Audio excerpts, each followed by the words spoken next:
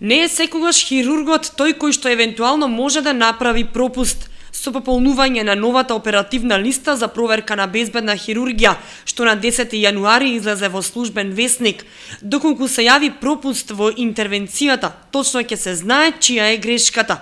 Листата ја пополнуваат сите лекари што учествуваат во операцијата. Со овој протокол се пропишува вршењето на проверката за обезбедување на безбедна хирургија при извршување на хируршки интервенции во здравствените установи.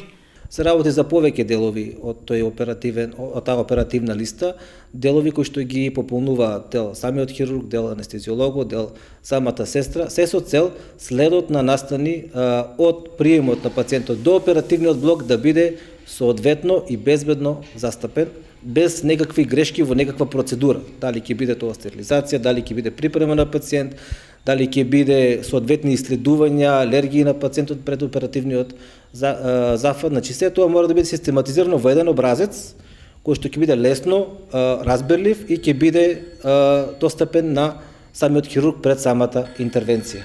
Пополнувањето на листата значи опишување на состојбата и точната бројка на инструментите, газите и иглите пред почетокот на операцијата.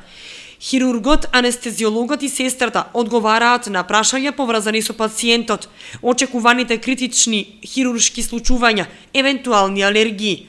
Тие потребни образци досега се пополнуваа, но беа различни за секоја болница, додава Апостоловски.